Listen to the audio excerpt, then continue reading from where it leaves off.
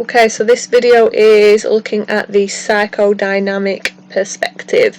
So this is the last part of section B that you're going to look at. So the perspective that commonly surrounds Freud's theories. Other researchers have been involved, have contributed to psychodynamic research, but primarily Freud is the founder of this perspective.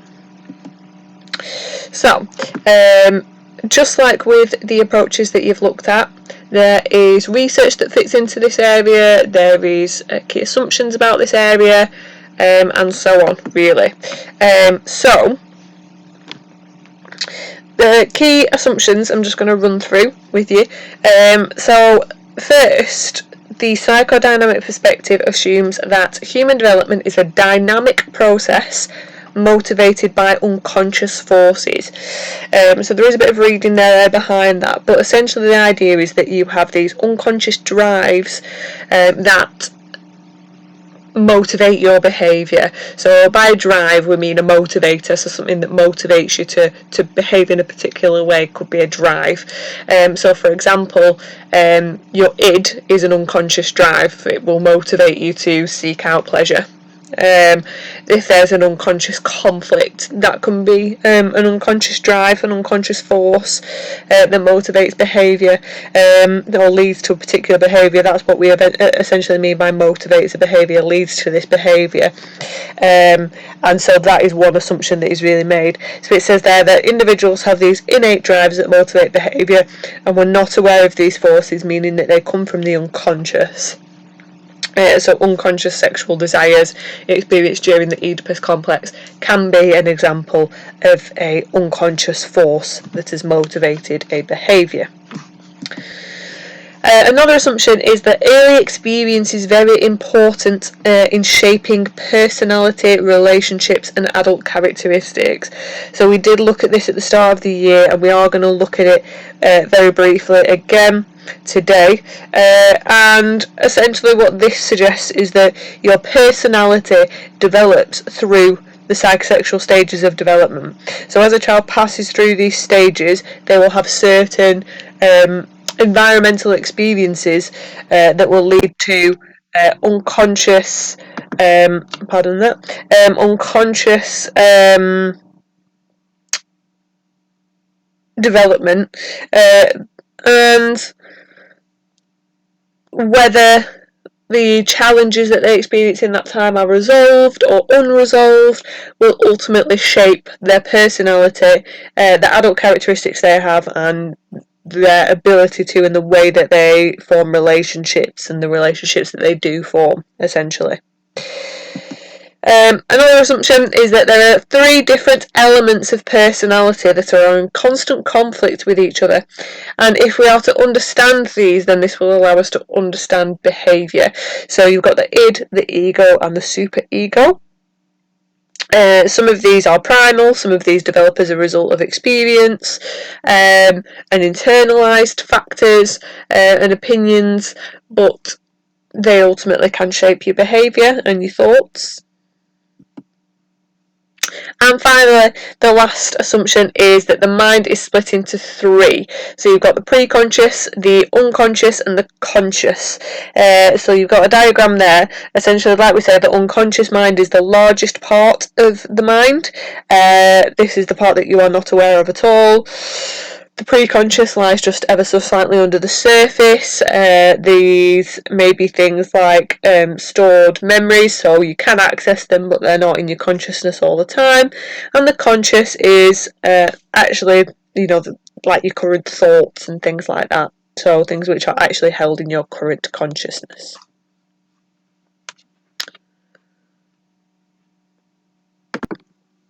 So essentially with this, because we've already mentioned the fact that a lot of your behaviour is due to unconscious drives and potentially these unconscious conflicts between the id and the ego and the superego, or perhaps an unconscious fixation as your personality or your adult behaviour has developed through those psychosexual stages.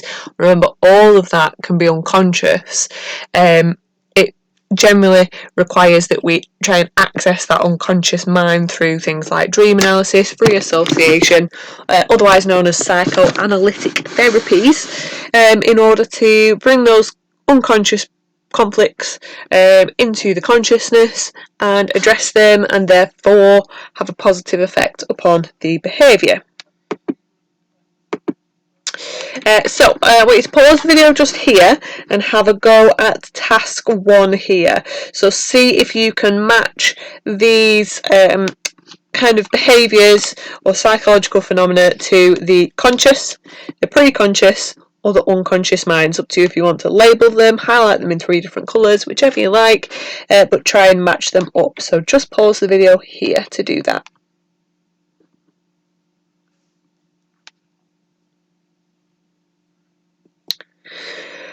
Now, in the next task, what we're going to do is just run through the psychodynamic perspectives assumption relating to the 3 parts of the human psyche or personality: the id, ego, and superego. There is descriptions of each of these over the page, okay? So we're going to fill these in. So pause the video here, use the words in your booklet to have a go, and then we will see if you've managed to get that right.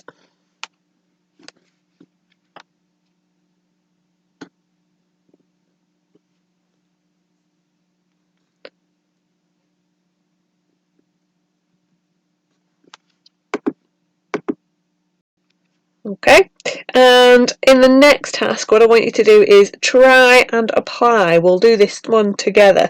Try and apply the concept of the id, the ego, or the superego to each of the people represented in task 3 in your booklet. So, for example, the first one. So, a toddler throwing a tantrum and not stopping until it gets what it wants.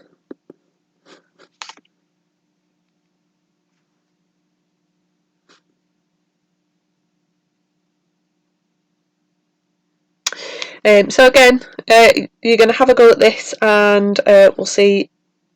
No. So again, you are going to have a go at task 3. So in task 3, all these are examples of behaviours which represent characteristics of either the id, the ego, or the superego. So what I want you to do is label each one accordingly and explain why you believe this is the case.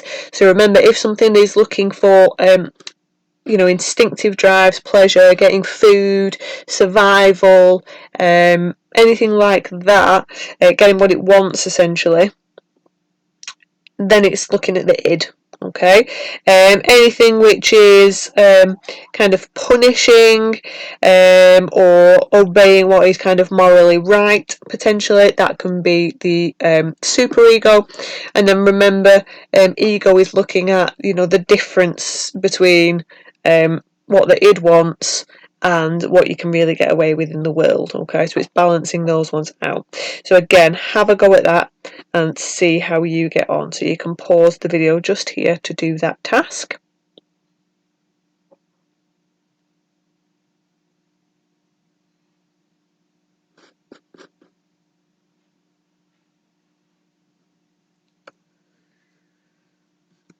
And lastly, we're going to look at the psychosexual stages of development. Okay, so there's a table for you to fill in your booklets for this. So within the table, you need to look at the part of the body, the characteristics, and then the adult traits that come with fixation. Okay, so in the first stage, the body part that the id is fixated upon is the mouth.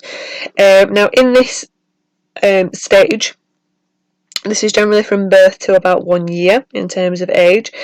So your libido or your id is fixated upon the baby's mouth, so the baby gets a lot of satisfaction from putting all kinds of things into its mouth in order to satisfy the id's demands.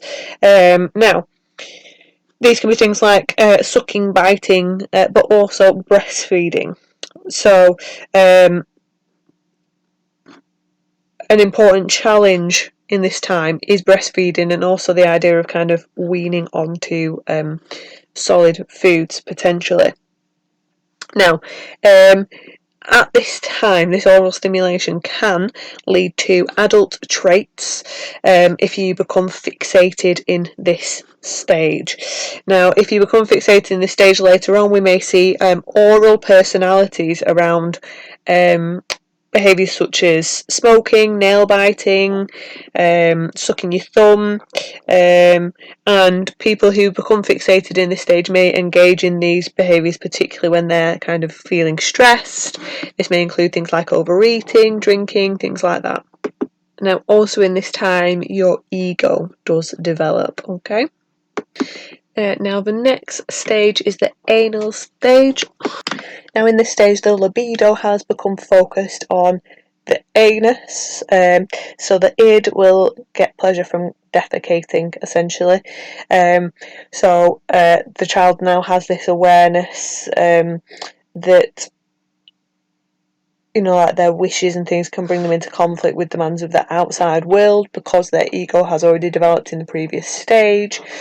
And this conflict, Freud believed that this conflict can kind of come to a head in potty training, as adults at this point, so this is the challenge, potty training, try to impose like restrictions on when the child can go to the toilet, because obviously previous to this, when a child is in nappies, they can go to the toilet whenever they like, but the parent is now imposing restrictions on when they can and they cannot do so. Now, this kind of first conflict can determine a child's relationship with authority figures, so that can be an adult trait. Relationship with authority figures can be affected. But also, if you potty train too early or you're too harsh, then this can mean that the child could become what you call anal retentive. So retentive is spelt RETENTIV. So they can have an anal retentive personality. So this might mean that person can become obsessively tidy, they're kind of very obedient and respectful to authority, they can be quite stubborn, they can be quite kind of tight-fisted, so like a bit stingy, they can hate mess, they can be quite punctual. However, if you have kind of undergone an experience of potty training that was quite kind of liberal or less supportive, things like that, then actually you can become anal expulsive, with expulsive being spelt EXPULSIVE. So anal retentive and anal expulsive are both personalities that can develop. So you should be putting those in that last column of adult traits. So someone who's anal expulsive might be quite messy, quite disorganised, quite rebellious, doesn't like authority, and kind of wants to, you know, like give things away, so like might be kind of like oversharing, things like that.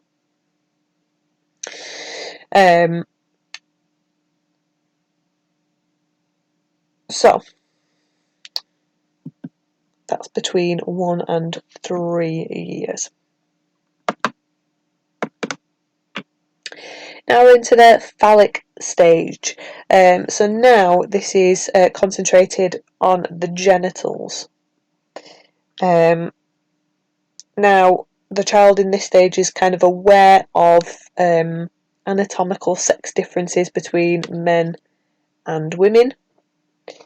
This is where they might face conflicts such as the Oedipus complex in boys or the Electra complex in girls, and this is resolved through identification with the same-sex parent, in which the child will kind of identify with and internalise their characteristics.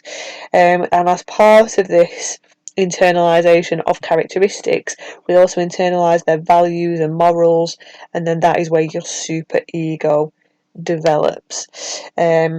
So as part of these conflicts that are experienced, these complexes that are experienced, we may develop things like castration anxiety, repressed anxieties, repressed emotions, things like that may be kind of adult traits if they are then not brought into the consciousness to be resolved. Next is from 5 or 6 years onwards is the latent stage. So there's no psychosexual development in this stage. So latent basically means kind of dormant, hidden. So Freud thought that sexual urges and impulses are repressed during the latent stage, and you kind of focus on things like work, friendships, schools, hobbies, so channeling your energy into developing skills and acquiring knowledge and play, basically. And often play is confined to children of the same gender.